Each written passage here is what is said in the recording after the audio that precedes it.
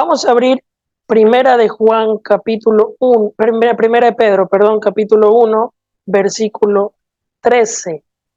Vamos a ver qué nos dice el Espíritu Santo de Dios en los siguientes versículos. Dice lo siguiente: por tanto, iglesia, ceñid los lomos de vuestro entendimiento, sed sobrios y esperad por completo la gracia que se les traerá cuando Jesucristo sea manifestado.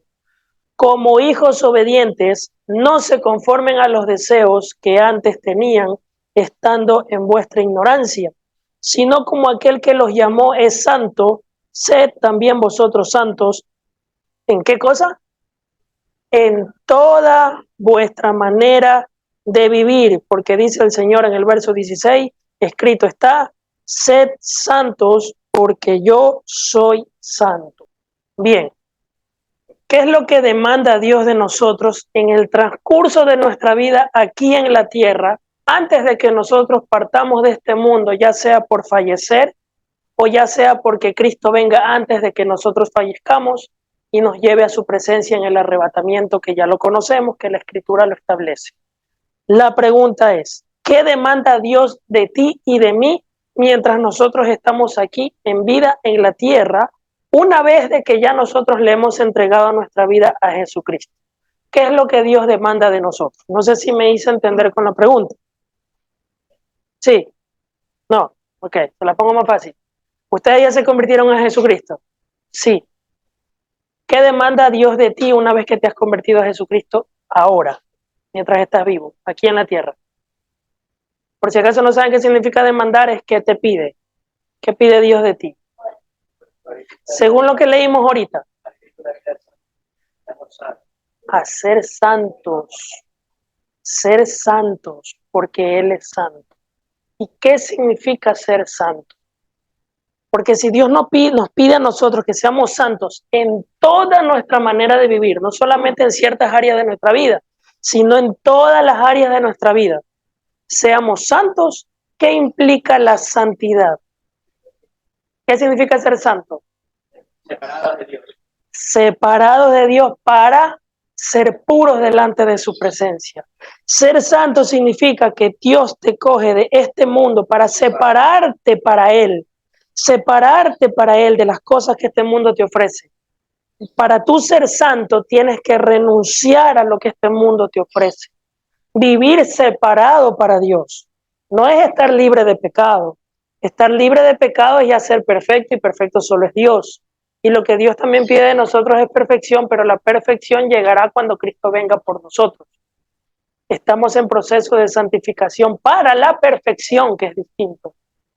Pero para nosotros ser santos, como Dios es santo, lo que Dios pide de nosotros es que vivamos separados del mundo, apartados del mundo, para vivir para nuestro Dios completamente, en toda nuestra manera de vivir. Es lo que Dios te pide a ti, santidad.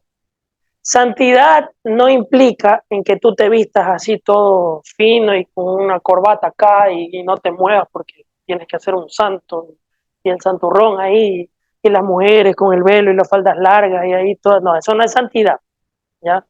Santidad es separarte de las cosas que este mundo te ofrece para vivir 100% para Dios. ¿Qué cosas son las que este mundo te ofrece para las cuales tú tengas que separarte y vivir para Dios? ¿Cuáles son esas cosas que tú como hijo de Dios o como cristiano actualmente estás viviendo que tú sabes que a Dios no le agradan y sin embargo las sigues practicando? Esas son las cosas que tú tienes que renunciar para entregarle la santidad a Dios 100%. Amén. La santidad es algo muy, muy delicado para Dios. Fíjate que Dios es 3 veces santo. Dios, un ángel es un santo. Dios es 3 veces santo. Es santo, santo, santo. Como lo dice el libro de Apocalipsis. ¿Y por qué dice santo, santo, santo? Por el Padre, el Hijo y el Espíritu Santo, las 3 personas, un solo Dios. La santidad de Dios. ¿Y qué demanda Dios de nosotros? Santidad. Y esa santidad, ¿cómo la vamos a tener nosotros en nuestra vida? ¿Por medio de quién vamos a tener esa santidad? Por medio de Jesucristo. Pero debemos entender que para acercarnos a Jesucristo tenemos que renunciar a las cosas que este mundo nos ofrece y a los deseos de nuestra carne, esos deseos pecaminosos. Si nosotros no estamos dispuestos a renunciar a lo que nuestra carne a diario nos ofrece, nosotros no vamos a poder vivir una vida santa y pura delante de Dios. Y Dios demanda de nosotros ser santos en toda nuestra manera de vivir. Por eso el versículo que acabamos de leer, si lo puedes proyectar nuevamente, lo vamos a volver a leer para que lo entiendan mejor, dice lo siguiente. Estamos en Primera de Pedro, capítulo 1, verso 13. Dice, por tanto, ceñid vuestros lomos de vuestro entendimiento. Sed sobrios y esperad por completo en la gracia que se les traerá cuando Jesucristo sea manifestado. Como hijos obedientes, no te conformes a los deseos que antes tenías estando en vuestra ignorancia. Vuelve conmigo. Fíjense que este texto 4, el verso 4, que dice, como hijos, 14, perdón, como hijos obedientes, no te conformes a los deseos que antes tenías cuando estabas en tu ignorancia. Antes de tú llegar aquí a Casa de Oración, el Arca de Dios, la mayoría de ustedes no conocía del Señor. A duras penas era lo que las personas que estaban atrás de ustedes les predicaban y les hablaban. Cuando ustedes ya llegaron acá, se reforzó ese conocimiento de las personas que les estuvieron predicando anteriormente, ya sean sus familiares, sus amigos o quien sea. Y hoy en día ustedes que ya se han convertido a Jesucristo y ya están viviendo una vida santa, ¿qué es lo que Dios demanda de ti? Esa santidad. Y la santidad incluye lo que acabamos de leer en el verso 14, que como hijos obedientes no te conformes. ¿A qué cosa? A los deseos que antes tenías. ¿Cuáles son esos deseos que tú antes tenías, antes de llegar a Cristo y de entregarle tu vida a Jesucristo en tu corazón? ¿Cuáles son esos deseos? Pues esos deseos que tú tenías antes, provocados por los deseos de la carne, son los que tú tienes que renunciar hoy para ser santo para Dios, vivir separado para Dios. Y como ejemplo voy a poner de las cosas que nosotros hacíamos antes de venir a los pies de Jesucristo. Número 1, no hay un orden, es jerárquico, pero no importa el orden, ¿no? Pero voy a nombrar. Dejar de ser borracho. Dejar de andar en discotecas farreando. Dejar de ser boca sucia, de andar insultando, de decir malas palabras. Dejar de maldecir. Dejar de aborrecer a tu prójimo. Dejar la falta de perdón a un lado sobre alguien que te haya herido. Porque así como Dios te perdonó a ti tus pecados sin que tú y yo lo merezcamos, nosotros también tenemos que perdonar a aquellos que nos han ofendido. Tienes que dejar de lado esa frasecita que utiliza el mundo, el karma. ¿Sí han escuchado? Ay, ese es el karma que te viene. Ese no es un lenguaje bíblico. El karma viene del budismo y todas esas prácticas paganas. Y no tiene nada que ver. La Biblia lo que habla, la ley de la siembra y la cosecha. Todo lo que tú siembras, eso cosecharás. Y eso no es karma. También esos temas que hablan de las vibras, las buenas vibras, las malas vibras, esa vaina no tiene nada que ver con Dios. Eso viene del mundo.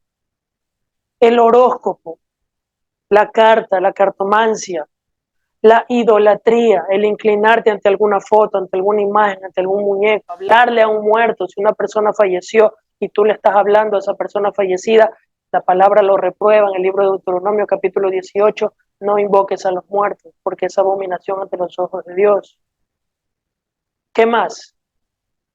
Las músicas mundanas, porque las músicas que hoy en día se cantan no son músicas que glorifican el nombre de Dios, son músicas que elevan y exaltan tu carne, son músicas que no glorifican a Dios, sino que ofenden al Espíritu Santo de Dios, promoviendo la inmoralidad sexual, promoviendo la falta de perdón, promoviendo la inmundicia. Y cuando hablamos de música, por ejemplo, no toda la música es mala, por si acaso, pero hoy en día en su mayoría lo es, en su mayoría. Y muchas veces la gente cuando escucha músicas mundanas se imagina el reggaetón, no solamente el reggaetón. ¿Cuántos han escuchado la música, esta música que dice que viva Changó? Cuando en su vieja manera de vivir ustedes y yo la bailábamos. Sí, esa es. Que viva Chango, que viva Chango. ¿Sí la han escuchado? Chango es un demonio del África. Entérense. ¿Qué sabías? Y muchas veces por ignorancia estamos cantando algo que no conocemos. ¿Cuánto más de no sabías eso? Ya, sí, Changó es un demonio de allá del África. Mande el chamuco también. Hay otra canción romántica, entre comillas, ¿no? ¿Han escuchado Hotel California?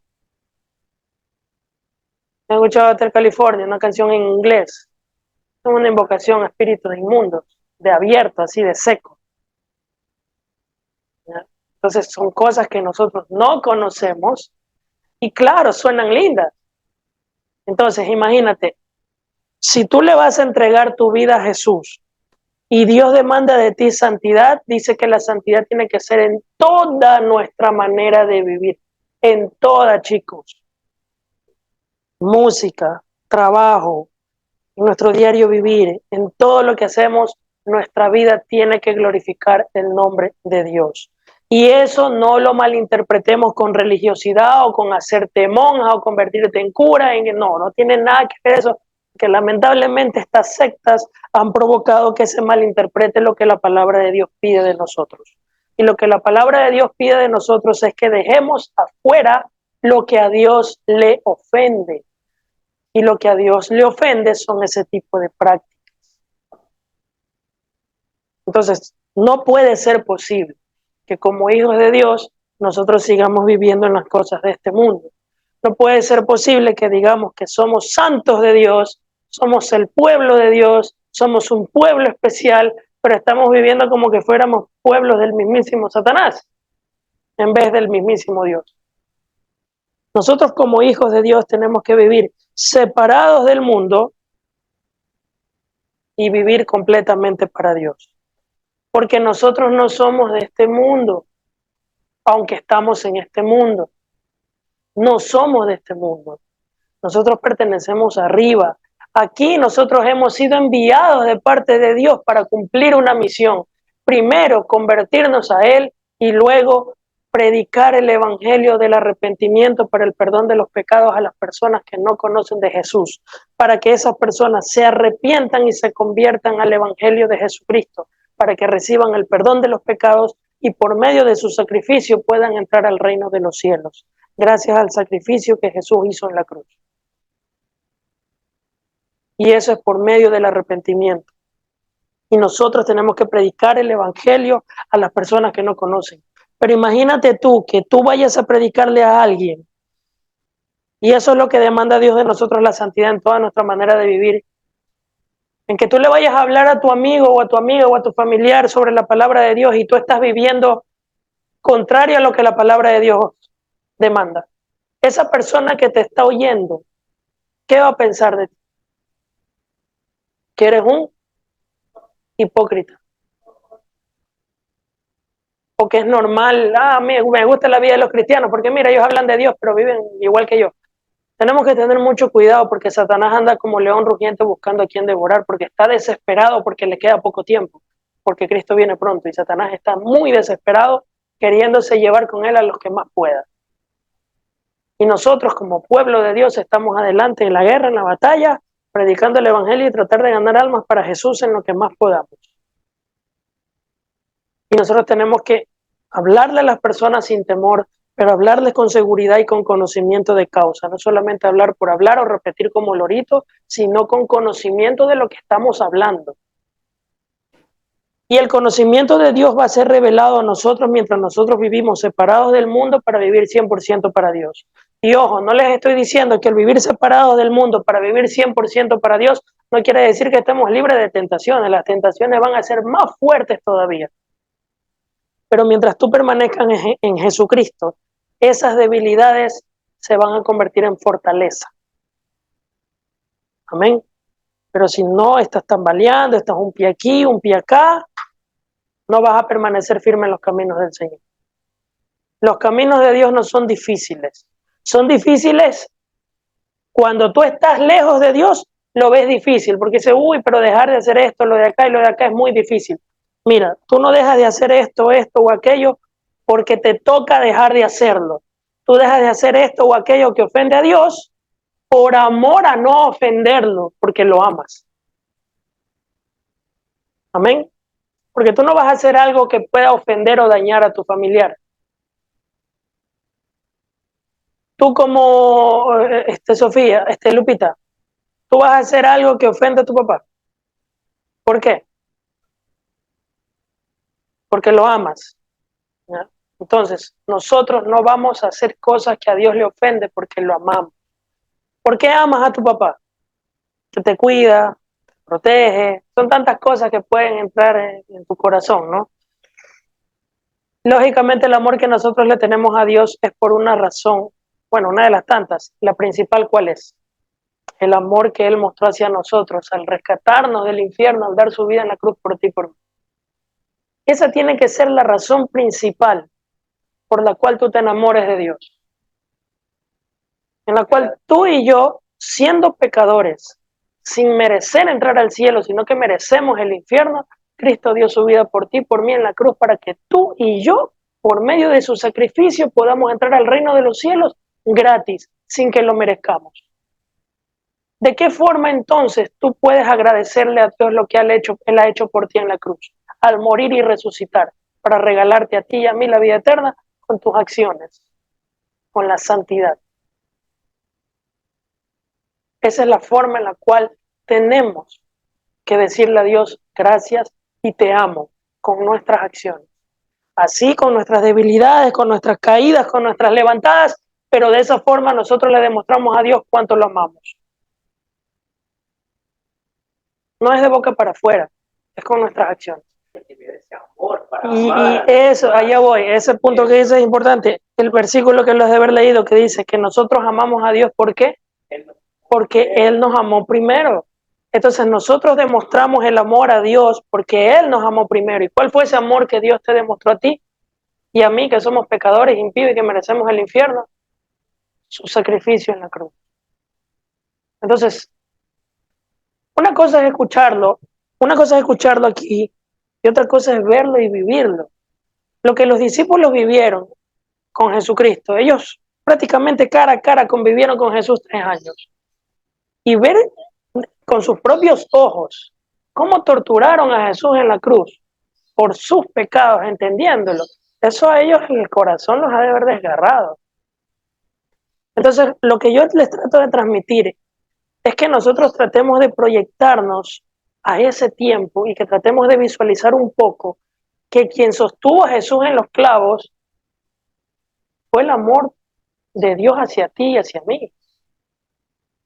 A tal punto, como les enseñé cuando fue la Semana Santa, que a Jesucristo le dieron a beber vinagre con hiel y él no quiso beberla, porque eso es una especie de anestésico para que el dolor no sea tan intenso. Y él no la quiso beber, él quiso sentir el dolor del pecado tuyo y mío. Hasta el final, él lo rechazó. ¿Sí se acuerdan cuando leímos ese texto? Que él no quiso beberlo, él lo rechazó. Y ahí crucificado en la cruz, ahí con ese dolor, a pesar de que la gente se burlaba, a pesar de que la gente le decía, si tú eres el Hijo de Dios, bájate de la cruz, si tú eres tantas cosas que le decían. ¿Cuál era el grito? Miren, gracias a Dios nosotros no somos Dios. Porque algunos dicen, ay, pero ¿por qué Dios no arregla todas las cosas ahorita? Él sabe cómo hace y por qué lo hace, Él es Dios. Nosotros somos unos simples humanos que no podemos ponernos al nivel de Dios. Y gracias a Dios no somos Dios. Porque si tú estuvieras en la cruz con la burla de la gente, ¿qué hubieras hecho tú? Sí, eso, le hubiera dado un puñete, porque eso sentimos. ¿Y qué dijo Jesús ahí en la cruz? Padre, perdónalo porque no saben lo que hacen. Mira, ¿a qué punto? Y muchas veces nosotros como cristianos deseamos hasta la muerte del otro. Porque no hemos entendido el amor de Dios. Y debemos entender cómo opera el amor de Dios. Y ese amor de Dios que operó en la cruz, tú tienes que apropiártelo en ti. para que tú ese amor lo puedas reflejar a los demás y puedas compartir el amor de Dios que te dio a ti, se lo puedas también ofrecer al que no lo tiene y que necesita tenerlo para que se pueda convertir. El problema es que las personas creen o se imaginan que al entrar al reino, se imaginan que Dios es una especie de Aladino con la lámpara mágica, o se imaginan a Dios ahí sentado en el trono cual Papá Noel y que va a conceder todo lo que yo le pida porque Él es el Aladino de la lámpara mágica y todo lo que le pido, ¡prum! No es así. Muchas veces nosotros cometemos un error de acercarnos a los bolsillos de Dios, porque solo nos acercamos a pedir, que no está mal pedir, a Él le gusta que le pidamos, pero muchas veces nos acercamos a Dios solo a pedir. Vamos, dame, dame, dame, dame, ¿y tú cuándo das algo para Dios? Cuando te acercas a la presencia de Dios, ¿a qué te acercas? ¿Qué es lo primero que haces cuando hablas con Dios? Padre, en el nombre de Jesús, te pido y te pido y te pido, o agradecer por lo que Él ha hecho o está haciendo por ti todos los días de su vida, o adorarle, o conversar con Él, habla con Él. Pero el problema es que solamente pedimos, pedimos, pedimos y pedimos y pedimos, creyendo que Dios es como el cajero automático, y dame, y dame, y dame, y dame, sin ni siquiera darnos cuenta que lo que Dios quiere de nosotros es relacionarse con nosotros. Porque nos anhela celosamente, por eso pide santidad, separado del mundo para vivir para Él, porque si vivimos para el mundo, es muy difícil que nos acerquemos a Él. Y hasta que nosotros no nos acerquemos a Él, el entendimiento nuestro no va a ser abierto. No vamos a entender las cosas de Dios hasta que no nos convirtamos y no nos acerquemos a Él. Por eso el texto decía, en el verso 13, que decía, por tanto, ceñid los lomos de vuestro entendimiento. ¿Para qué? Para que seas sobrio y esperes por completo la gracia que se traerá cuando Jesucristo sea manifestado hacia ti, pidiéndote que te separes de lo que este mundo te ofrece. Y lamentablemente, bueno, no lamentablemente, con gusto, mejor dicho, las malas decisiones que tú has tomado en tu vida te han llevado a las consecuencias que hoy estás viviendo. O sea, las consecuencias que muchos están viviendo hoy son consecuencias de las malas decisiones que tú tomaste por no tomar en cuenta a Dios en su debido momento. Aquí nosotros tenemos que estar preparados para su regreso. Aquí tenemos peleas, tenemos luchas, tenemos batallas, tenemos dolor, tenemos alegría, tenemos sufrimiento, tenemos de todo. Eso no se va a terminar hasta que Cristo venga. Cuando Cristo venga se va a terminar el dolor y vamos a vivir felices para siempre, o cuando ya partamos a su presencia. Mientras tanto, vamos a seguir aquí en la tierra batallando, porque somos llamados a pelear la buena batalla de la fe, porque somos pueblo de Dios. Aquí en la tierra estamos en guerra. Y les voy a enseñar para que vean y se den cuenta que la palabra de Dios dice algo muy importante. Vamos a abrir, por favor, en la Biblia, si puedes proyectarlo. En 1 Juan 5:19. Bien, miren lo que dice la palabra de Dios. Sabemos que somos de Dios y el mundo entero está bajo el maligno. Este versículo lo que me está tratando de decir, o me dice textualmente, que todo aquel que no es de Dios está bajo ¿quién? Bajo Satanás. Aunque no guste, es así. Y esto se complementa con Efesios capítulo 2, versículo 2. Vamos a ir a Efesios capítulo 2, verso 2. Vamos desde el verso 1, dice. Y Él, hablando de Jesucristo, nos dio vida a nosotros cuando estábamos muertos en nuestros delitos y pecados, en los cuales nosotros anduvimos en otro tiempo. ¿O todavía siguen así? No, ¿verdad? Eso espero.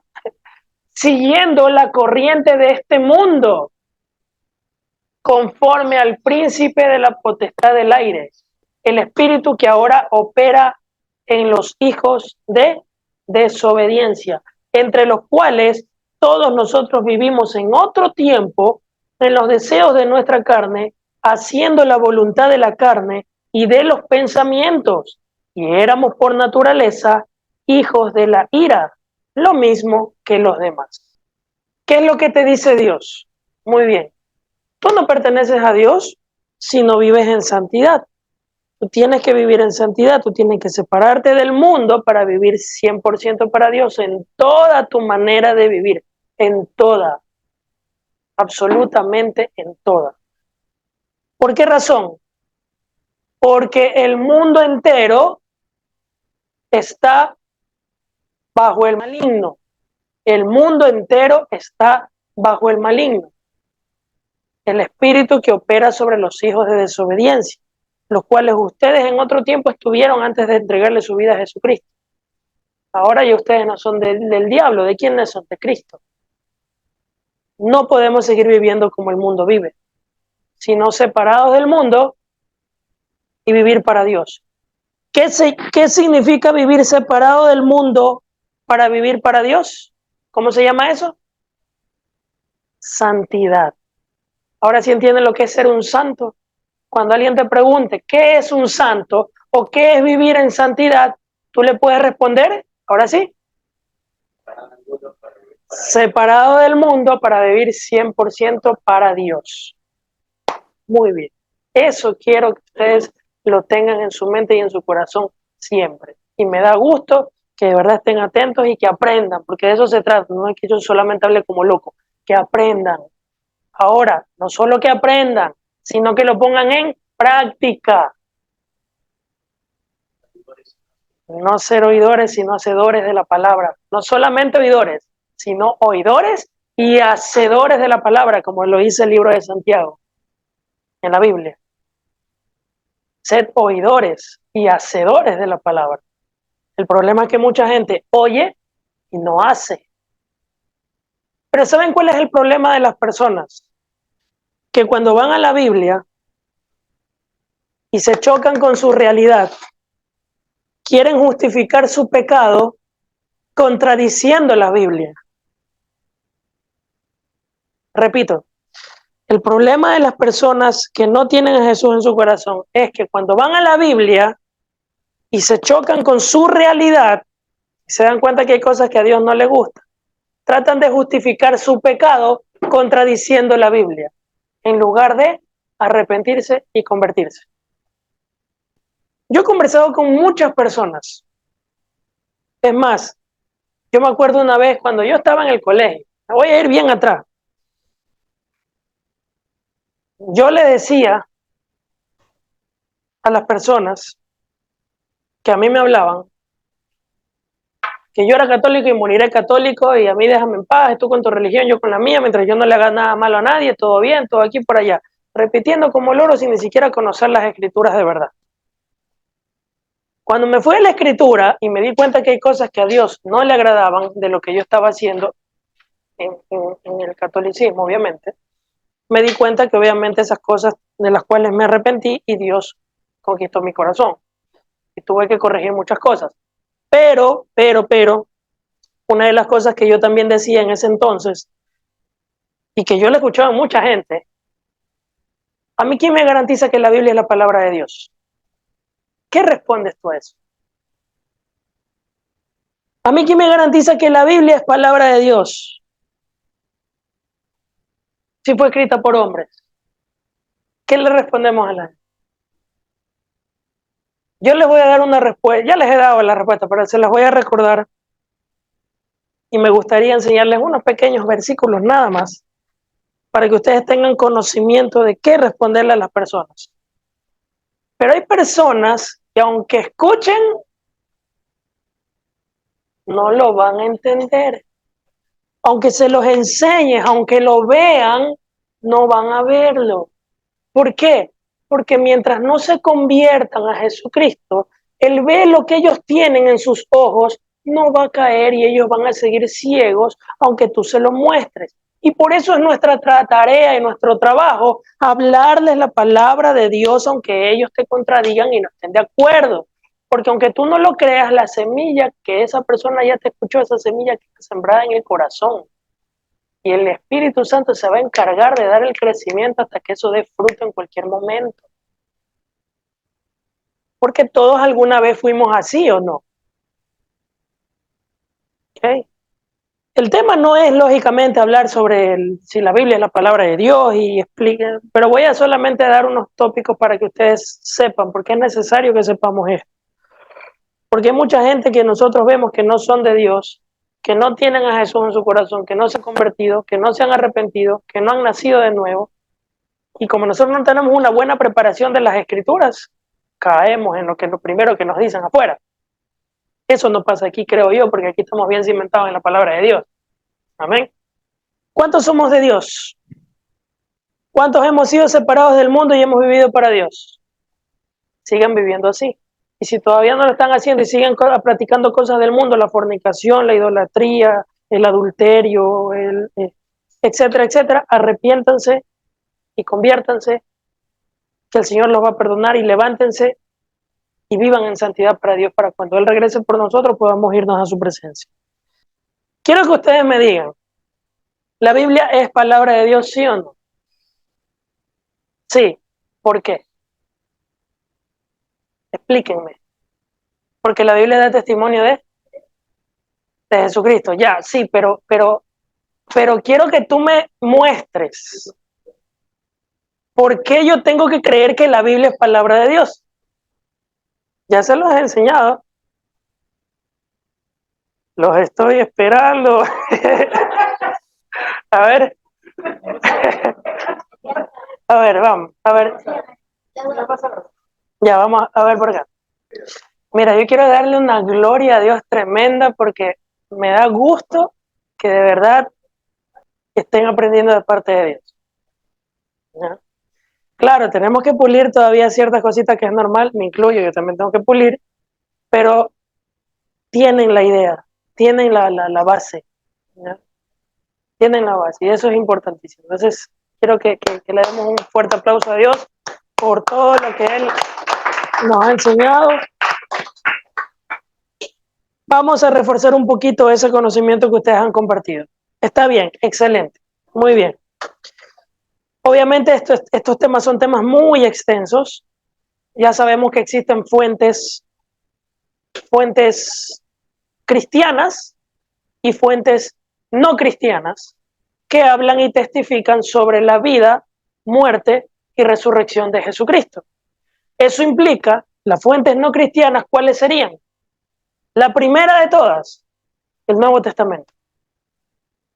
Porque el Nuevo Testamento contiene documentos escritos por diferentes autores que vivieron, escucharon, convivieron con Jesucristo y que anunciaron explícitamente lo que Jesucristo les enseñó y lo que ellos vivieron. Segundo, fuentes extrabíblicas. Por ejemplo, autores como a los que se los conoce como los padres de las iglesias, qué sé yo, un ejemplo por ahí de pasada nomás, Papías de Hierápolis, por ejemplo, Eusebio de Cesarea, que son cristianos que vivieron con cerca del tiempo de los discípulos de Jesús. Y muchas de esas personas, de las cuales no he nombrado todavía, fueron discipulados por los discípulos de Jesús, que escribieron documentos narrando sus historias, de las cuales obviamente no todas no las puedes poner a la altura de la Biblia, lógicamente, porque la Biblia es la Biblia, pues discúlpame. Pero hay cosas que se pueden coger como históricas y que son ciertas, que certifican obviamente acerca de la vida, muerte y resurrección de Jesús. Y fuentes no bíblicas, personas que no eran cristianas y que vieron, escucharon y vieron todo lo de Jesucristo, como por ejemplo de pasada nomás, el Talmud babilónico, el Talmud de los judíos, en la cual ellos no niegan en el Talmud de que Jesús hacía milagros. No niegan. Pero decían que Jesús hacía por magia y esa vaina, o sea, pero es que ya eso es otro punto a tratar, ¿no? Y otras fuentes que eran no cristianas, por ejemplo, En la arqueología se han encontrado unos escritos donde a Jesús está crucificado y le ponen una cabeza de un caballo, en el cual le están haciendo burla a Jesucristo. El Jesucristo, el Dios de los cristianos, se burlan, o sea, no niegan la existencia de Jesucristo, sino que toman la imagen de Jesús como burla, porque ellos creían en otros dioses paganos, y el Dios de los cristianos, que es nuestro Dios Jesucristo, ellos se burlaban de Jesús y hacían esos dibujos. Hay muchas fuentes, no vamos a entrar en detalle sobre eso, porque primero yo no soy bueno para ese tema de historia, pero nomás se las digo por ahí como para que tengan una idea, ¿no? Pero vamos a ir directamente a los documentos bíblicos. Primera de Juan capítulo 1, mira lo que dice. ¿Quién escribió esta epístola?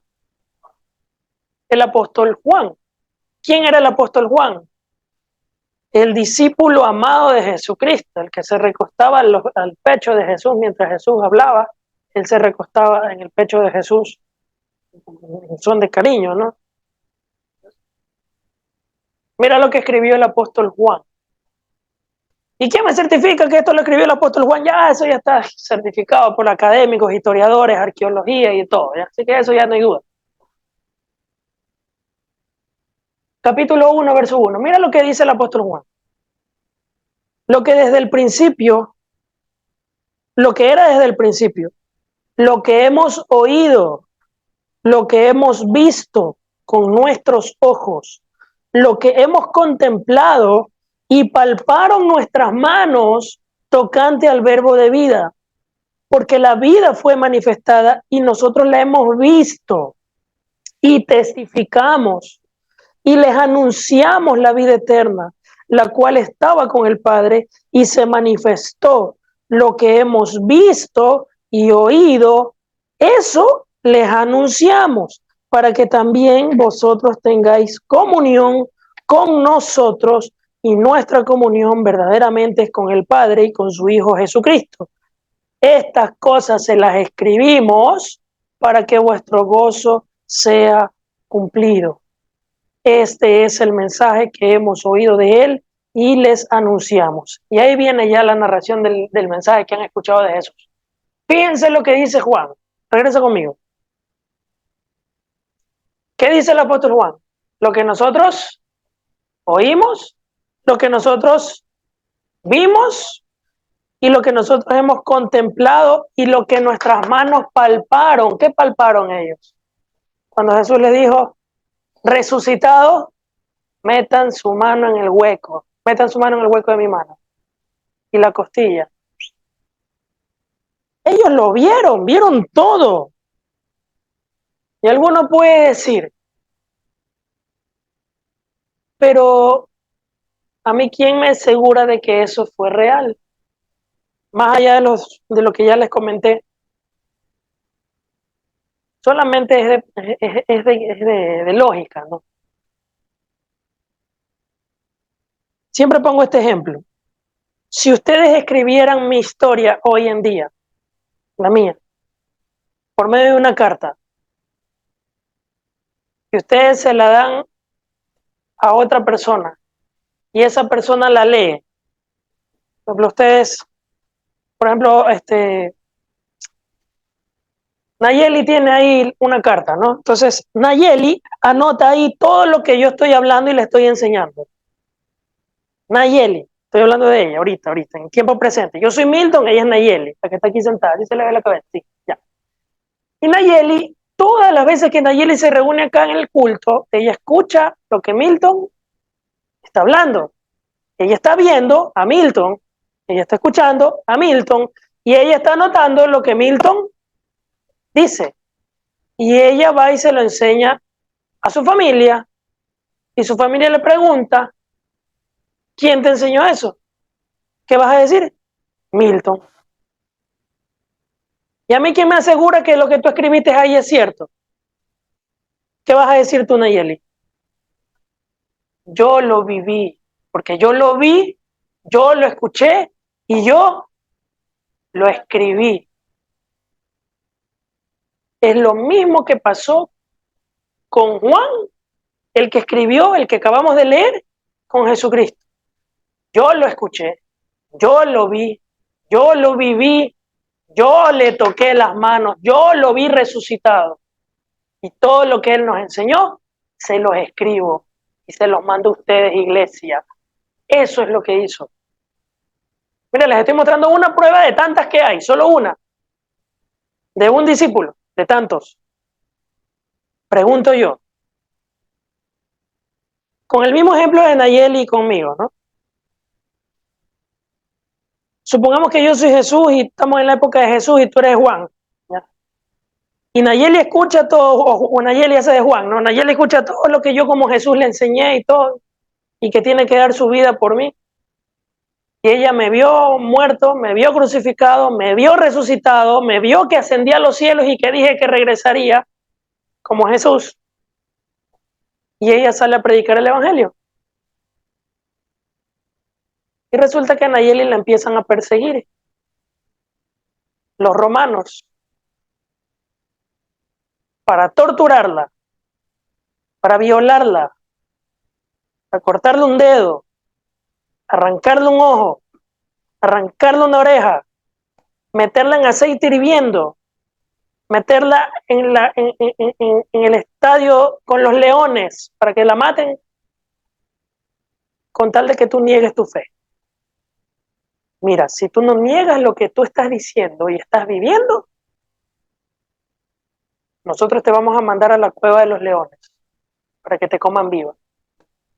Así que cállate y deja de hablar de ese Jesucristo. ¿Qué hizo Juan? Yo voy a dar mi vida por lo que yo sé. Porque lo vivió, pues. Si fuera una mentira, listo, voy a hacer el papel de emperador romano. Vete para acá, Nayeli. Nayeli, esta es tu hija. Yo soy el emperador, un emperador perverso. Y mando a los soldados romanos a decirte, te tengo aquí enfrente de ti, digo, Nayeli, tú andas hablando de ese Jesús, diciendo que Jesús es Dios y todo eso. ¿Por qué dices que eso es cierto? Porque tú lo viste, tú lo viviste, tú lo escuchaste, listo, ok. Te vas a callar y vas a dejar de hablar de esas locuras que me estás hablando ahorita, si no, te mando a meter en aceite con fuego hirviendo. ¿Te vas a callar? Listo. Te voy a poner la soga al cuello. Me llevo a tu hija y la voy a meter en fuego. Si tú dejas de predicar eso que estás predicando, mato a tu hija. ¿Vas a seguir haciéndolo? Es duro, lo que ellos vivieron fue duro, fue durísimo. Familias enteras morían por Cristo en grupo. Y hay una historia que ellos de rodillas, cuando los leones los sacaban de la fosa de los leones, en el Coliseo Romano, mientras la gente hacía barra, muerte a los cristianos, y los cristianos en pila ahí en la arena, ellos son los mártires, de rodillas, comenzaban a cantar a Dios. Imagínate. Y nosotros quejándonos por la mínima cosa. Y ellos al borde de la muerte seguían adorando a Dios porque ellos sabían lo que estaban viviendo y a dónde iban. Entonces le decían, Sofía, vamos que te voy a llevar a un lugar. ¿Vas a seguir negando tu fe? ¿Vas a seguir hablando de ese hombre o vas a negar tu fe? Listo. Murió la hija. ¿Vas a seguir? Siguiente. Mándala a ella. Y también la mataban.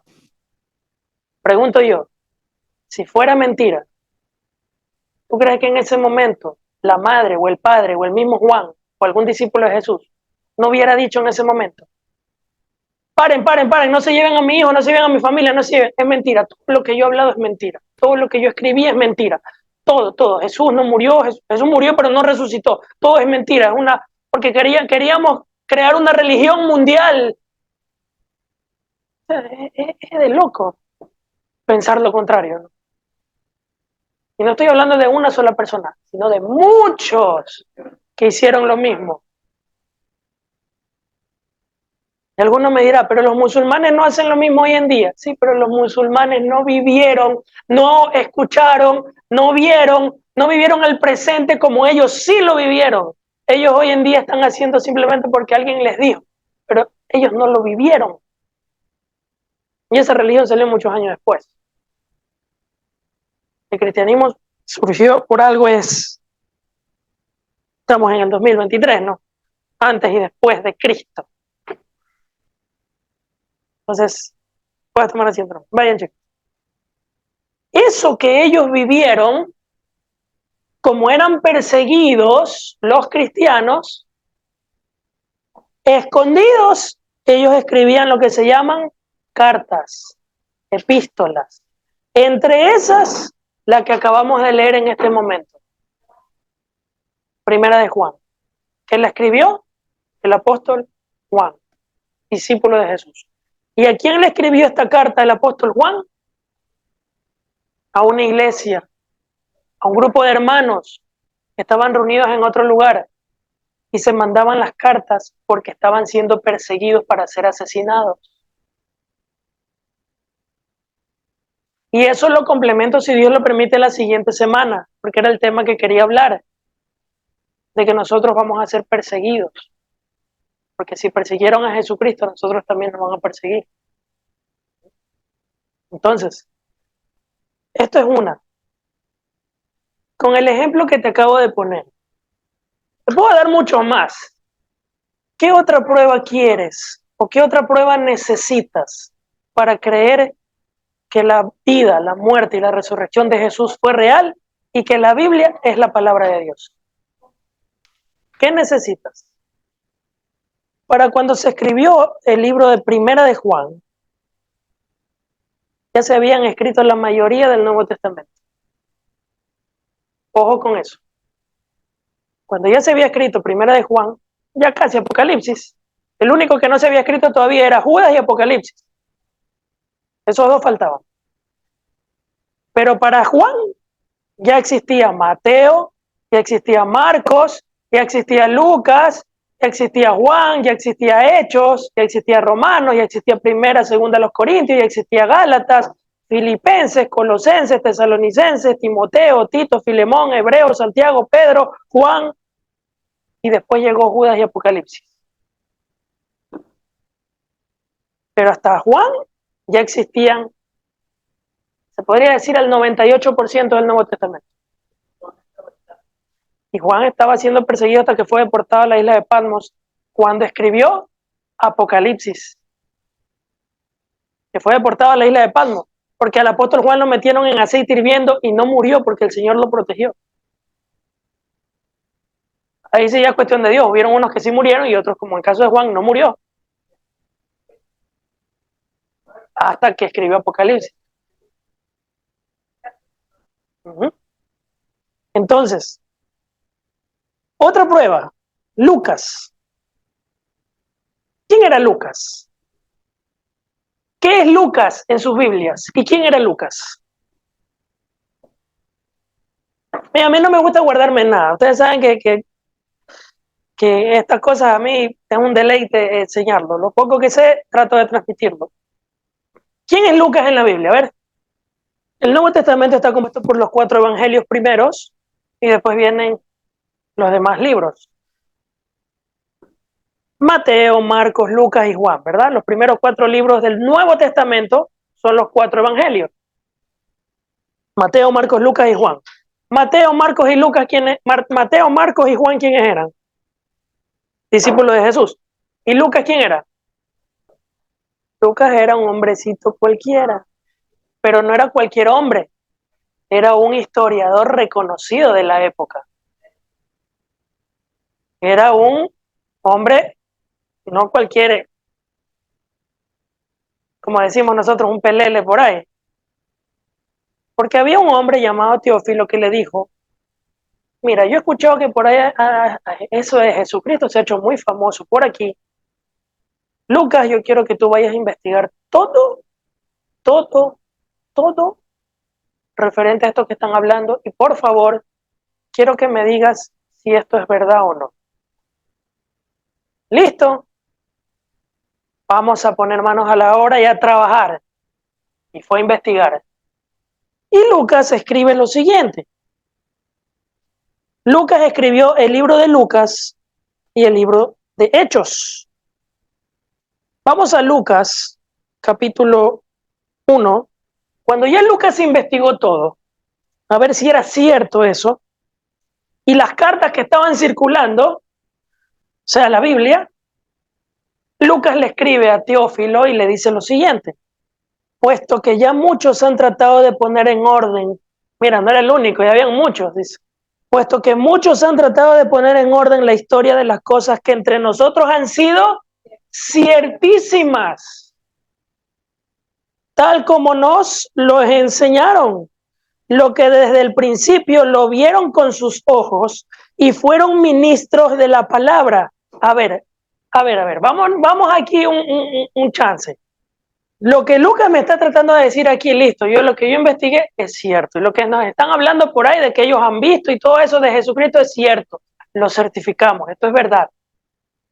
Vamos a ver, puesto que ya muchos han tratado de poner en orden la historia de las cosas, el verso 1, que entre nosotros han sido ciertísimas, verso 2, tal como nos los enseñaron los que desde el principio lo vieron con sus propios ojos y fueron ministros de la palabra.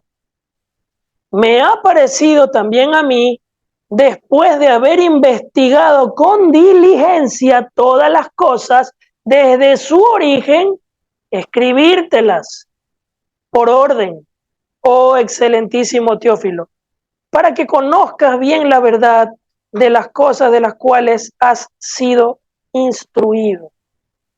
¿Qué tenemos aquí? ¿Una prueba? ¿Con Juan qué tuvimos? Una prueba documental y testimonial. Con Lucas, ¿qué estamos teniendo? Una prueba pericial de un perito acreditado, certificado, un investigador serio de la época, no cualquiera, que lo investigó y que certificó diciendo: Teófilo, lo que has escuchado es verdad. Y te la escribo con mucho cariño, porque han sido ciertísimas. Y obviamente el hombre no se quedó ahí y fue y continuó. Hechos. Vamos al libro de Hechos. Escribe una segunda parte, Lucas, porque se debe haber quedado él también con la pica. Pues oye, esto ha sido cierto, déjame investigar más. Se apasionó y fue una segunda parte, pero esa segunda parte ya incluye a un personaje curioso. Esa segunda parte que va a escribir Lucas ya incluye a un hombre llamado Pablo. Pablo era un hombre que perseguía a los cristianos, los mandaba a matar, consentía con la muerte, que incluso él, Pablo, consintió con la muerte de un discípulo de Jesús que se llamaba Esteban. ¿Recuerdan? En el libro de Hechos, ¿cómo murió Esteban? Apedreado por su fe en Jesús. Lo mataron. Así como el ejemplo que les puse de los coliseos que los metían a la fosa de los leones, en así hirviendo, murió apedreado. Esteban, discípulo de Jesús, confrontado ahí frente a los judíos que no creían en Jesús o no lo quisieron aceptar como el Mesías. Y murió por Jesús. ¿Y quién estaba ahí? Pablo. Y Pablo, maten a esos locos. Y no contento con eso, déjame ir a buscar al resto, déjame que yo voy, dame a mí la autoridad que yo voy, lo voy a buscar y lo voy a matar a tú y todo eso. Y en el camino, Jesús se le aparece y ya sabemos cómo se convirtió Pablo, ¿no? Quedó ciego. Y después, la gente sorprendida, y no era el que mandaba a matar a los cristianos y ahora lo vemos hablando de ese Cristo que hablaba con cristianos. Y a él, Pablo, lo metieron a la cárcel. Y Lucas se metió a la cárcel. Pablo, ¿cuál periodista? Cuéntamelo todo. Y él, aparte de investigar todo, fue a entrevistar también a Pablo y muchas cosas que sucedieron, de las cuales Lucas escribió el libro de los Hechos. Y esa es la segunda parte que le escribe a Teófilo, diciéndole lo siguiente. Mira, capítulo 1, verso 1. En el primer tratado, oh Teófilo, ¿se acuerdan en Lucas? Era el mismo, Teófilo. Hablé acerca de todas las cosas que Jesús comenzó a hacer y a enseñar hasta el día en que fue recibido arriba después de haber dado mandamientos por el Espíritu Santo a los apóstoles que había escogido, a quienes también después de haber padecido se presentó vivo con muchas pruebas indubitables, apareciéndoseles durante 40 días y hablándoles acerca del reino de Dios.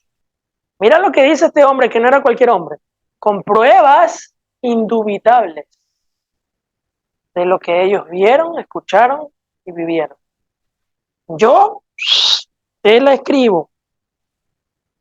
Ya tenemos Primera de Juan, ya tenemos Lucas y ya tenemos Hechos. 3 documentos de la época que ya circulaban y que cualquiera podía haber dicho eso es mentira. No, ya hay otros documentos y eso es lo que se conoce como la Biblia en el Nuevo Testamento.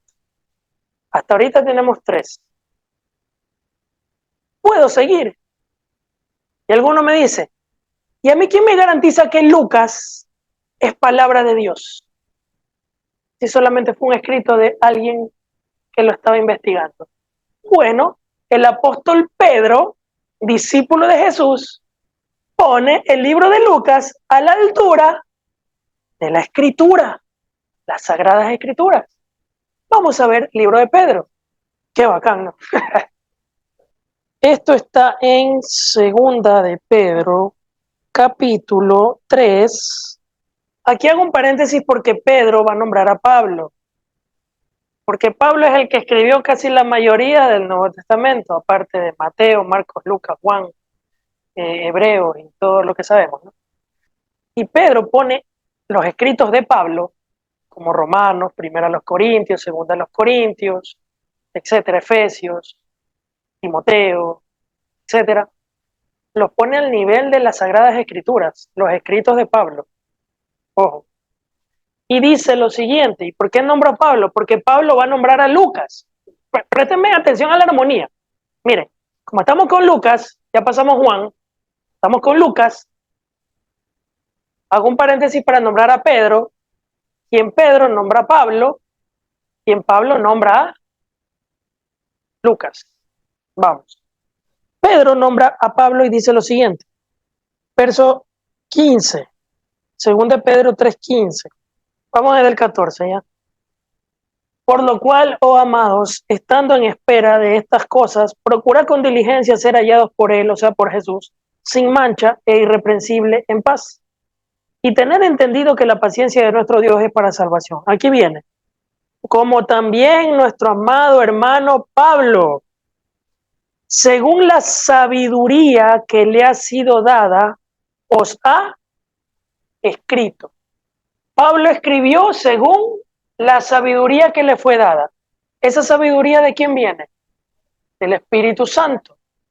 Para que él, en esa sabiduría, Pablo recibe la sabiduría del Espíritu Santo para escribir sus cartas. Esa sabiduría viene del Espíritu Santo para escribirlas. Entonces, esos escritos de Pablo son inspirados por el Espíritu Santo. Entonces, esos escritos son inspiración del Espíritu Santo. ¿Es palabra de Dios? Sí, porque es inspiración del Espíritu Santo. ¿Quién lo dice? Pedro le está diciendo, como Pablo os ha escrito, según la sabiduría del Espíritu Santo le ha dado. Y para ese tiempo de Pedro ya las cartas de Pablo ya estaban todavía circulando. Las que tenemos en el Nuevo Testamento. Entonces, verso 16 dice, estábamos en el 15 donde dice, como también nuestro amado hermano Pablo, según la sabiduría que le ha sido dada, os ha escrito casi en todas sus epístolas, hablando en ellas de estas cosas, entre las cuales hay algunas difíciles de entender las cuales los indoctos e inconstantes tuercen, como también las otras escrituras. Mira que ponen los escritos de Pablo al nivel del Antiguo Testamento. ¿Cuáles son esas otras escrituras? Esas otras escrituras es el Antiguo Testamento, desde Génesis hasta Malaquías. Entonces, ¿qué es lo que dice? Los indoctos, los que no conocen, tuercen las cosas, los escritos de Pablo y los que ya conocemos, como las otras escrituras, las pone al mismo nivel. Entonces aquí, hasta ahorita, ya tenemos, vuelve conmigo, Pedro, Juan, Lucas, Pablo, ya. Entre esos cuatro, Pedro, tenemos primera y segunda de Pedro, Juan, tenemos Juan, primera de Juan, segunda de Juan y tercera de Juan. Por ahí hay algunos payasos, discúlpeme, pero es la verdad, es que me da indignación que hay algunos estos que se tiran a las de muy sabelo todo, que dicen, pero tercera de Juan, ¿qué inspiración tiene de Dios? Por la armonía que guarda, pues de primera, segunda y tercera de Juan, si es el mismo autor. Si tercera de Juan es una carta que le envían a una persona y no habla muchas cosas como los otros documentos. Por algo está ahí, pues. Por algo Dios permitió que esté ahí. Y aparte fue el mismo autor. Juan, primera, segunda y tercera guardan una armonía. Y no basta con eso, Apocalipsis es el mismo autor también. Tenemos Pablo, que escribió Romanos, primera, segunda Corintios, y Timoteo, y Timoteo, que es otro personaje, discípulo de Pablo. Y así podemos seguir dándole vueltas. Pero ya para ir aterrizando un poquito, primera Timoteo 5:18. A ver, espérate. Vamos a leer esta y ahí leemos, porque vamos ahora a meter, aquí vamos a meter a Timoteo en la cola. Primera Corintios 9:9 dice, escuchen bien, porque la ley de Moisés está escrito. El Antiguo Testamento, la ley de Moisés, eso ya está clarísimo que el Antiguo Testamento era palabra de Dios, certificada por Jesús mismo. Dice la Escritura, no pondrás bozal al buey que trilla. Ojo a esa frase, anótenla por favor si quieren, para que no se me pierda. La palabra que dice, no pondrás bozal al buey que trilla. ¿Dónde dice eso? En las Sagradas Escrituras del Antiguo Testamento. Ok. ¿Quién lo escribió? El apóstol Pablo. Primera a los Corintios 9:9, que dice, como dice la ley, no pondrás bozal al buey que trilla. Ahora, vamos a abrir Primera de Timoteo 5:18. No se me pierdan en el camino, por favor. Primera de Timoteo 5:18. Todo lo que están escuchando es para cuando les toque hablar, hablen con conocimiento y les enseñen a los no quiero usar un término un poco grosero, ¿no? Pero para que les quiten un poquito la ignorancia, ¿ya? A las personas que con altivez quieren atacar sus creencias. ¿Quién era Timoteo? Timoteo era el discípulo de Pablo, el que en el camino se convirtió a Jesús porque se le apareció y lo vio cara a cara, quien Pablo perseguía a los cristianos y consintió con la mente. O sea, estamos hablando de personas que vivieron en la misma época, no gente que vivió en épocas distintas, en la misma época, o sea, se conocían toditos. Pablo tenía un discípulo llamado Timoteo. Sí, gracias. Algunas de las cartas las escribió Timoteo a nombre de Pablo porque Pablo en la cárcel, Timoteo era el que escribía, como Timoteo estaba libre, él le llevaba las cartas a las iglesias que estaban siendo perseguidas y Pablo le decía, escribe lo que te voy a decir y llévaselos a las iglesias. Inspirado por Dios, entonces Timoteo, y llevaba, ¿no? Y él era discipulado por Pablo también. Timoteo, tenemos la carta a Timoteo en la cual Pablo le escribe a Timoteo. Dentro de una de las cosas que Pablo le dice a Timoteo, antes de leerla, ¿se acuerdan lo que dijo Pedro de Pablo? Que lo que Pablo escribió fue inspirado por Dios y lo puso al nivel de las Sagradas Escrituras. Entre esos escritos tenemos el escrito a Timoteo, de Pablo a Timoteo. Y Pablo le dice a Timoteo lo siguiente, para regresar a Lucas, ojo, mira, ahora sí, 1 Timoteo 5:18. Mira lo que dice. Pues la escritura dice, las sagradas escrituras, según las personas, ¿cuáles serían las sagradas escrituras? En ese tiempo el Antiguo Testamento. ¿Y el Nuevo Testamento? La escritura dice, otra vez lo que leímos en Corintios, lo que dije que anoten, no pondrás bozal al buey que trilla, y digno es el obrero de su salario. Dos palabras dicen en dónde, en las sagradas escrituras, en la palabra de Dios. Palabra de Dios. Pablo dice, Timoteo, en la palabra de Dios dice, palabra de Dios, escuchen bien, dice, no pondrás bozal al buey que trilla, y digno es el obrero de su salario. Dos cosas dice la palabra de Dios. ¿Dónde dice eso? Dice que la escritura dice la palabra de Dios. ¿En dónde? Vamos a ver. No sé si podrías abrir otra ventana para no cerrar esta, para comparar lo que estamos leyendo aquí, y ábreme Deuteronomio 25. Deuteronomio 25, 4. ¿Qué le dijo Pablo a Timoteo? La escritura dice, no pondrás bozal al buey que trilla, y digno es el obrero de su salario. Dos palabras. Vamos a ver si es cierto que la escritura dice la palabra de Dios. ¿Qué dice? No pondrás bozal al buey cuando trillare. ¿Dice o no dice? ¿Es palabra de Dios? Sí. ¿Y dónde está la otra frase?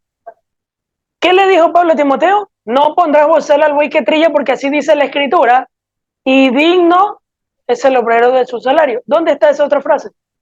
Lucas capítulo 10. Lucas. Pablo está poniendo a Lucas al nivel de sagradas escrituras. Lucas, el que investigó las cosas. Lucas era el investigador, ¿se acuerdan? El que le escribió a Teófilo. Lucas 10, 7. Ajá, posad en aquella misma casa comiendo y bebiendo y habiendo lo que os den. Ahí está hablando Jesús. Porque el obrero es digno de su salario.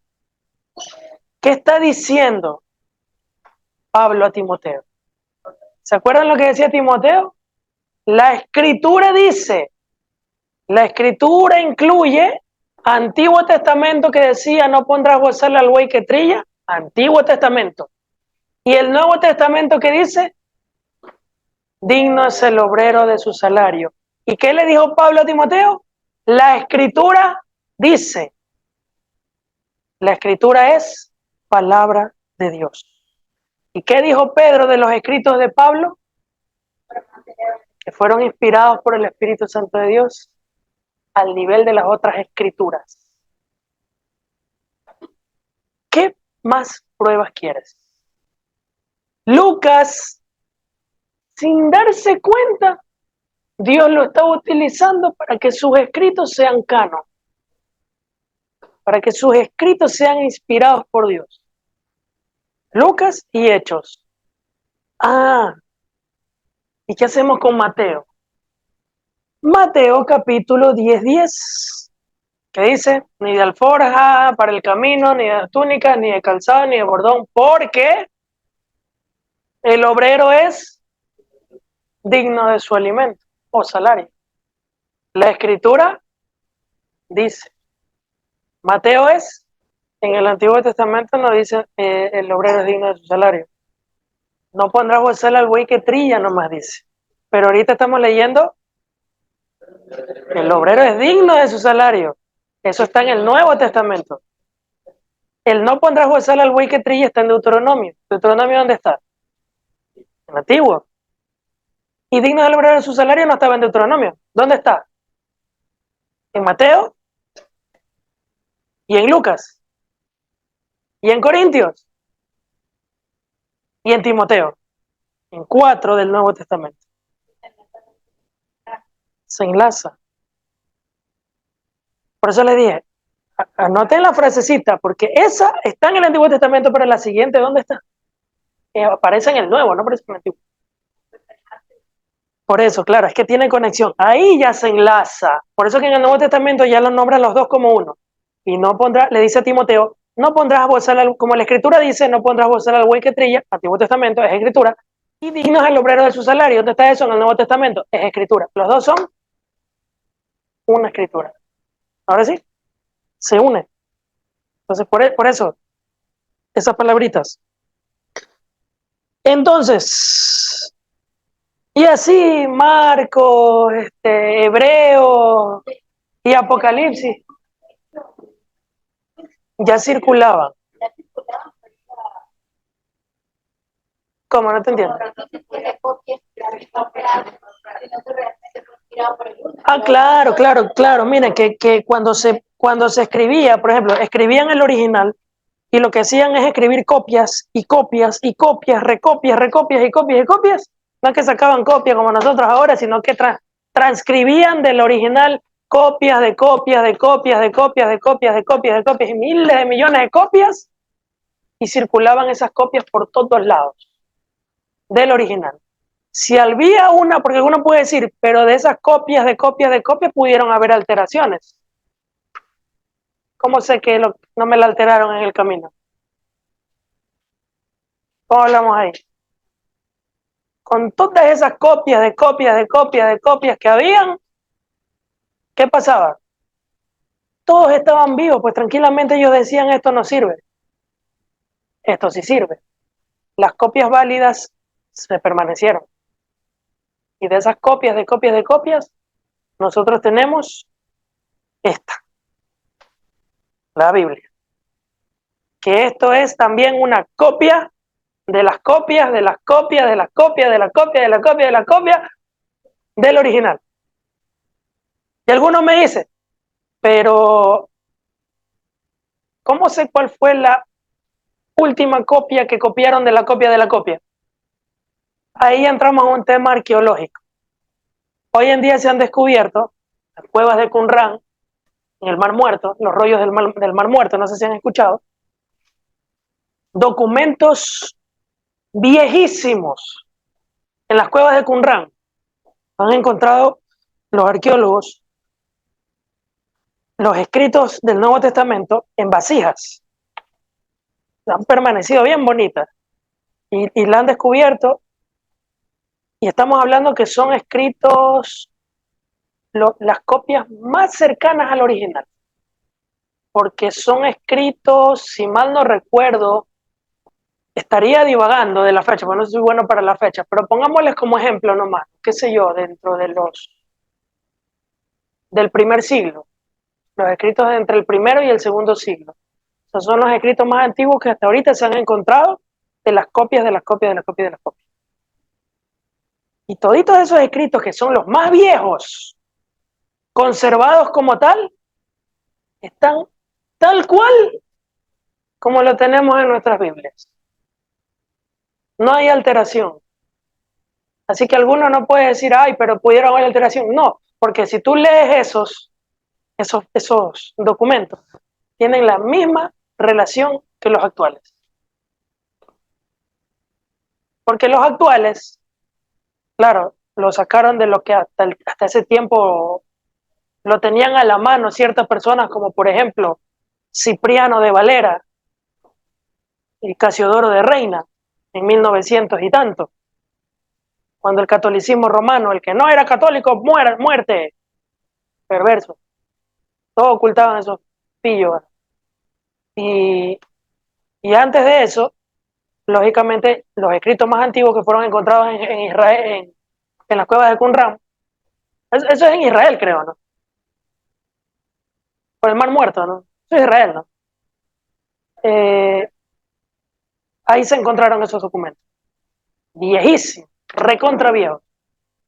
Permanecen y están intactos. Están tal cual. Entonces, ahí tenemos una evidencia actual certificada por arqueólogos.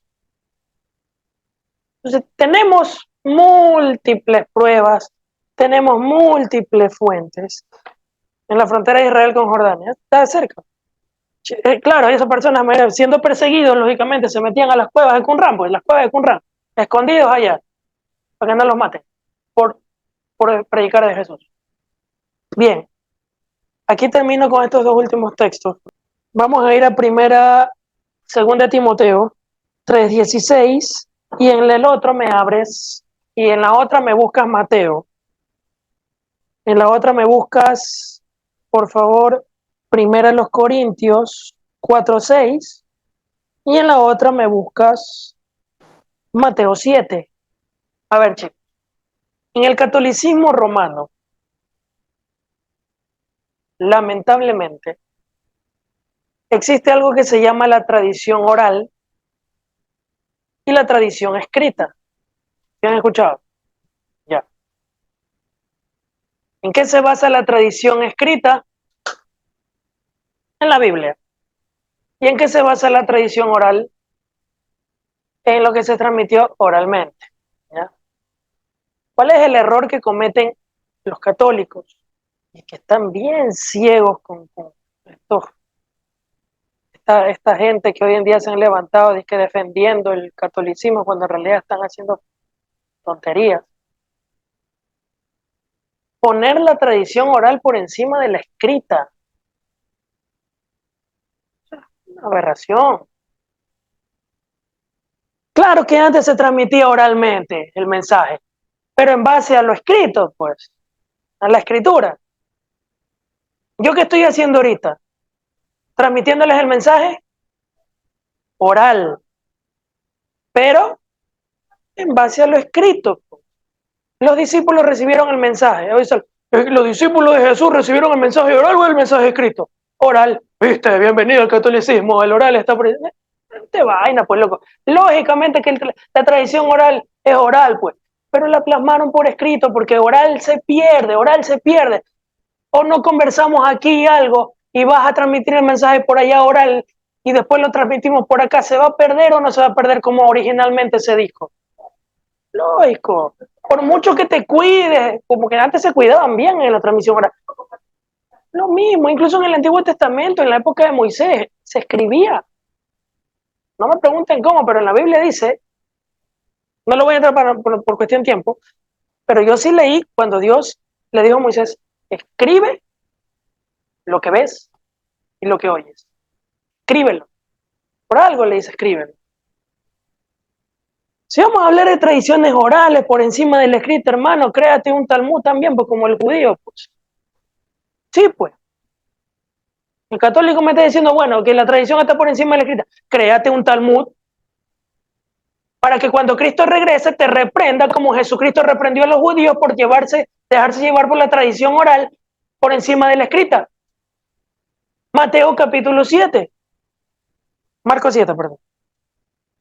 En Marcos 7 dice, Jesús tiene una discusión con unos personajes que se dejaban llevar mucho por la tradición oral, más que la escrita, más que el antiguo pacto, ¿no?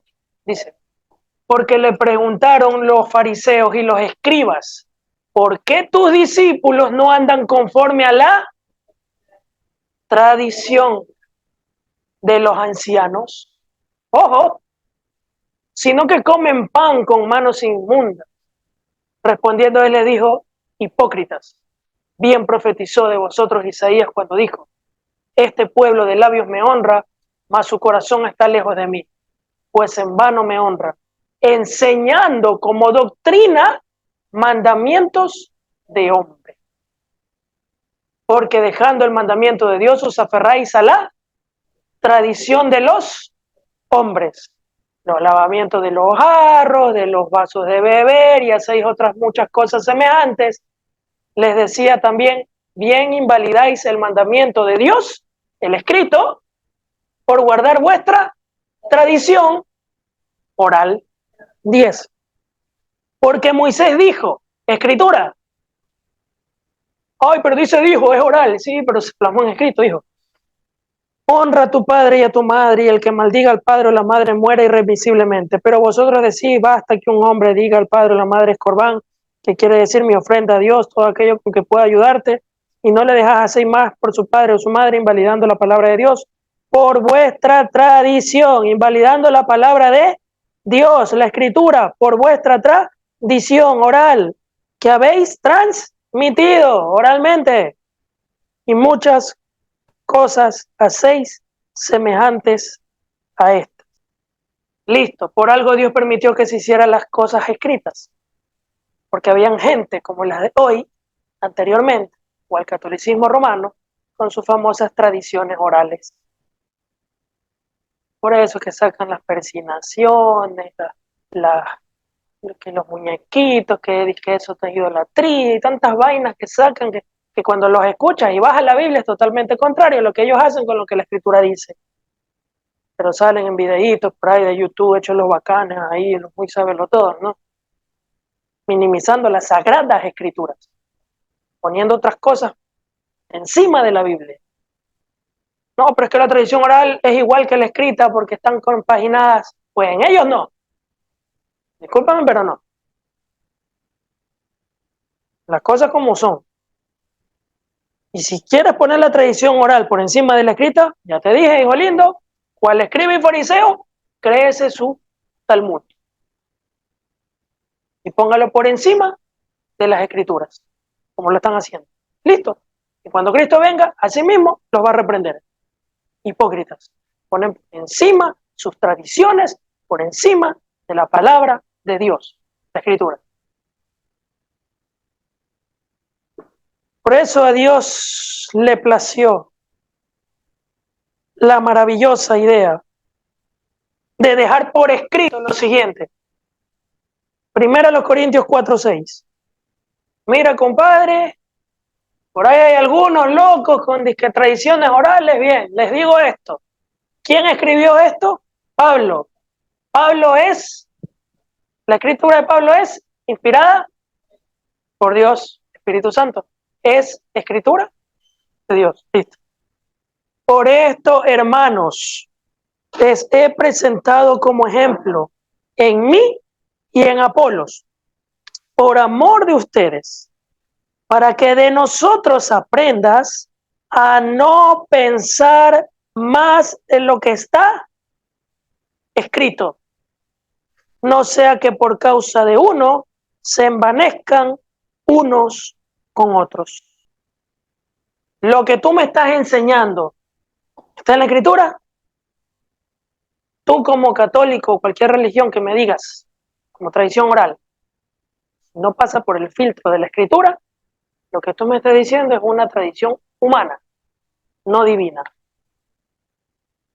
Todo lo que tú me digas, si no concuerda con la escritura, es tradición humana, no divina.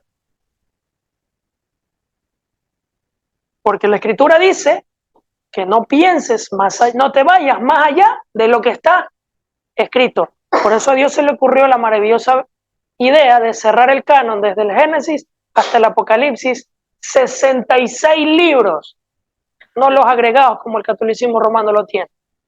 Y bien llamado, según Apocalipsis, le tiene llamado a la gran ramera Babilonia la Grande, la madre de las confusiones, porque confunden a todo el mundo y no les enseñan la verdad. Les ocultan estas informaciones porque no les conviene. Y manipulan las cosas a su antojo. Cuando van en contra, la tradición de ellos oral va en contra de la escritura va en contra de lo que ellos enseñan, entonces tratan de arreglar las cosas. ¿Cómo termina Apocalipsis? ¿Quién escribió Apocalipsis? Juan. Para Apocalipsis ya existía todo esto, incluyendo Judas. Aquí se llama Judas. Judas, el libro de Judas no es el Judas el que se ahorcó por si acaso, es otro Judas que era discípulo. Apocalipsis, acuérdate que ellos te van a decir, claro, es que cuando habla de un libro, te habla de este libro y no de todos como tal. Pero acuérdate que Dios no habla de uno como tal, sino de un conjunto en uno. Apocalipsis 22 dice lo siguiente, 22:18. Me parece que Apocalipsis ya es el último libro de la Biblia, ya existían todos. Yo testifico a todo aquel que oye las palabras de la profecía de este libro.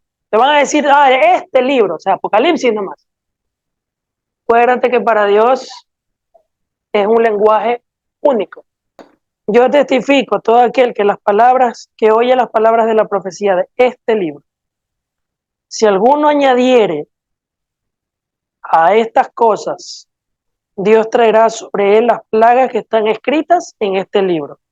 Y si alguno quitare las palabras del libro de esta profecía, Dios quitará su parte del libro de la vida y de la santa ciudad de las cosas que están escritas en este libro. Aquí dice que traerá las plagas que están escritas en este libro. Pero si las plagas que están escritas en este libro, ¿dónde están esas plagas? En el Antiguo Testamento. Están en Apocalipsis, pero cuando tú lees Apocalipsis, ¿qué plagas de este libro se asocian con la escritura? Las plagas de Egipto. Y en Apocalipsis también aparece el mar rojo, el mar en sangre, perdón. ¿De dónde aparece el mar en sangre? En el Antiguo Testamento. Mientras uno escribe ese libro, para Dios, ese libro ya incluía Antiguo hasta Apocalipsis. O sea, Dios mismo ya cerró el canon. Empezando por ahí. Dios ya cerró el canon.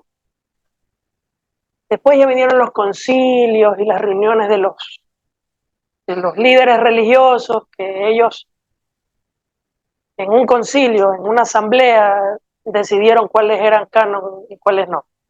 Bueno, lo que Dios ya había establecido, ellos lo reconfirmaron, lo que Dios ya había confirmado. Es lo que tenemos aquí. Ojo, alguno te va a decir, pero cuando Jesucristo leyó la Septuaginta creo que si mal no recuerdo, Jesús leyó y esa Septuaginta creo que tenía los libros deuterocanónicos en el Antiguo Testamento, cuando leyó Isaías. Fácil de refutar eso. No te olvides. Yo tengo aquí la Biblia que tiene 66 libros, pero puedo tener la otra Biblia que tiene los deuterocanónicos. ¿Y yo cuál Jesús estoy utilizando esta? Porque esta es la que tengo en la mano. Me invitaron a leer y yo vengo a leer aquí en la sinagoga. Voy a leer Isaías. Aunque esta Biblia de aquí, como por ejemplo, esta Biblia versión es Reina Valera, pero hay otras versiones que tenemos actuales, como por ejemplo Dios habla hoy, que tienen los libros deuterocanónicos, o sea, libros agregados, que no son parte de la inspiración divina, pero son buenos como para una referencia histórica nomás, pero no es palabra de Dios. En la Septuaginta, si me recuerdo, creo que así se llamaba, Jesús leyó esa en la sinagoga, pero él leyó solo Isaías. Si hoy en día yo cojo la versión Dios habla hoy y leo Mateo, ¿qué va a decir la gente? Ay, mira, se hizo católico porque leyó una Biblia católica. O la Biblia de Jerusalén, la Biblia católica, ya. Yo leo desde la Biblia católica Mateo, porque esta es la que me pusieron. Ay, pero leyó la Biblia de Jerusalén, se hizo católico. No, que la lea. Aquí yo leí un libro, como Jesús leyó, y leyó Isaías, y les dijo, esta profecía se ha cumplido hoy. Y aquí tienen enfrente de ustedes el cumplimiento de esta profecía, diciendo que él era el Mesías. Eso es todo. Eso no fue refutar de que si hay era el canon. Él fue a decir, yo soy el que la Escritura dice. ¿No? Entonces, partiendo de ahí. No sé si se me escapó algo más de lo que me preguntaste. Ya, entonces Dios ya cerró el canon. Se cerró. Ahí quedó. 66 libros, Génesis, Apocalipsis. Juan 21, 24 y 25. ¿Y cómo hacemos con este siguiente texto? Esto lo escribió el apóstol Juan. Mira lo que dice. Este es el discípulo que dio testimonio de estas cosas y escribió estas cosas. Y sabemos que su testimonio es verdadero. Y hay también otras muchas cosas que Jesús hizo, las cuales, si se escribieran una por una, pienso que ni aún en el mundo cabrían los libros que se habrían de escribir. ¿Qué te van a decir con eso? Ay, entonces si hay más cosas que se escribieron y que pueden ser parte del canon. Lógico que se escribieron, pero por algo Dios permitió que lo que tenemos lo tenemos hasta ahorita. Y por eso dice el verso 24, este es el discípulo que da testimonio de estas cosas y se escribieron estas cosas y sabemos que su testimonio es verdadero. Y también hay muchas cosas que hizo Jesús, de las cuales si se escribieran una por una, pienso que ni cabrían los libros que se habrían de escribir. Pero estas se escribieron para que ustedes tengan certeza de las cosas que el Señor manifestó, que lógicamente son ciertísimas. Amén. Vamos a terminar con la última, 2 Timoteo 3:16, desde el 13. Mas los malos hombres y los engañadores irán de mal en peor, engañando y siendo engañados. Pero persiste tú en lo que has aprendido y te persuadiste, sabiendo de quién has aprendido, y que desde la niñez has sabido las sagradas escrituras. Fíjate que Pablo hace referencia a las escrituras, no a la tradición oral. Todo es escritura, escritura, escritura, escritura. Las cuales te pueden hacer sabio para la salvación por la fe que es en Cristo Jesús. ¿Por qué razón? Verso 16. Toda la escritura es inspirada por Dios y útil para enseñar, para redarguir, para corregir, para instruir en justicia, a fin de que el hombre de Dios sea perfecto, enteramente preparado para toda buena obra. Cojan sus Biblias. ¿Cuál es la orden de Dios? No se vayan más allá de lo que está escrito, porque toda la escritura es inspirada por Dios. Y cualquiera que añade o quite las profecías que están en este libro, hablando de uno solo, las plagas. ¿Se dan cuenta que el lenguaje de Dios es uno? El escritor es distinto. El escritor es de un libro, pero Dios es de varios libros, uno solo. Por eso Apocalipsis cierra así. No añadirás, ni quitarás lo que ya está aquí. Dios mismo cerró el canon. Palabra de Dios. La Biblia es palabra de Dios. Inspirada por Dios. Escritas por hombres inspirados por Dios. Amén. Hay que obedecerla, hay que aplicarla, y lo que han aprendido hoy, guárdenlo y atesórenlo para su diario vivir, para cuando les pregunten, ustedes sepan qué responder. Y no se dejen marear ni engañar por cualquiera que se haga llamar de cualquier religión fuera de la Escritura. Amén. Vamos a orar, vamos a ponernos en... Padre Celestial, en el nombre de Jesús te damos gracias por permitirnos estar aquí reunidos y por permitirnos escuchar tu bendita palabra. Gracias por la guía de tu Espíritu Santo, la cual el día de hoy nos has enseñado que tu palabra es verdad, las sagradas escrituras, y que no hay que irnos más allá de lo que está escrito, ni tampoco dejarnos llevar por doctrinas humanas ni religiosas, sino lo que dice tu palabra, los 66 libros, desde Génesis hasta el Apocalipsis. Hoy, Señor, te pedimos perdón por todos los pecados que hayamos cometido, pues tu palabra dice, las Escrituras, que para poder entrar al reino de los cielos tenemos que arrepentirnos de nuestros pecados y convertirnos a Jesucristo, quien es el que nos regala la vida eterna, gracias a su sacrificio en la cruz, su muerte y su resurrección. Hoy nosotros tenemos vida eterna por medio de ese sacrificio en la cruz. Pues tu palabra dice en las Sagradas Escrituras, en Efesios capítulo 2, que no somos salvos por obras, sino por gracia. No somos salvos por nuestros méritos, sino por tu sacrificio, por lo que tú hiciste en la cruz. Si nosotros entramos al cielo es por lo que tú hiciste en la cruz, no por lo que nosotros hagamos. Eso lo establece tu palabra. Pero lo que sí demandas y pides de nosotros, lo que dice tu palabra, es santidad. Vivir separados para Dios, apartados del mundo, separados para Dios.